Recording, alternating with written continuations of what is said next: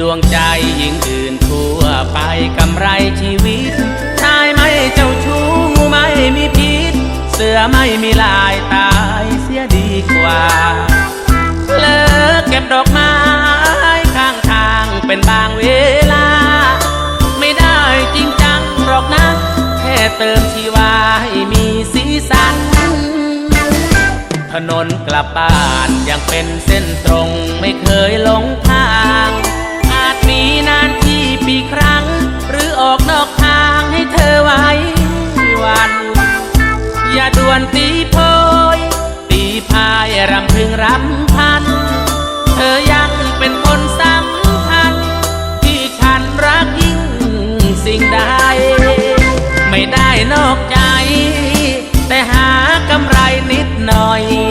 ไม่คิดจะมีเมียน้อยให้น้องต้องนั่งร้องไห้มีแฟนรูปหล่อมันก็ต้องทำใจอยากบอกผู้หญิงเอาไว้ว่าผู้ชายเจ้าชู้ทุกคนเมียคือดวงใจเป็นยอดชีวันเป็นขวัญชีวีที่ก้าวมาถึงจุดนี้เพราะได้เมียดีเป็นสีกมลโบราณสอนว่า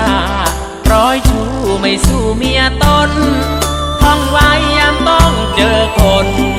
โดนใจที่ไม่ใช่เมีย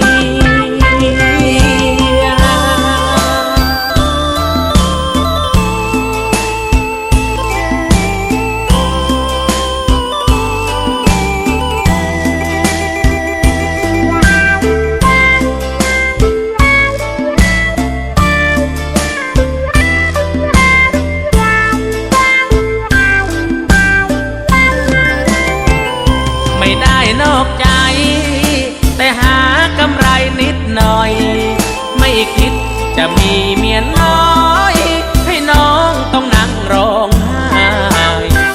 มีแฟนรูปหล่อมันก็ต้องทำใจอยากบอกผู้หญิงเอาไว้ว่าผู้ชายเจ้าชู้ทุกคนเมียคือดวงใจเป็นยอดชีวันเป็นขวัญชีวีที่ก้าวมาถึงจุดนี้เพราะได้เมียดีเป็นสีกมลโบราณสอนว่า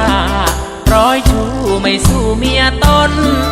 ท่องไว้ยามต้องเจอคน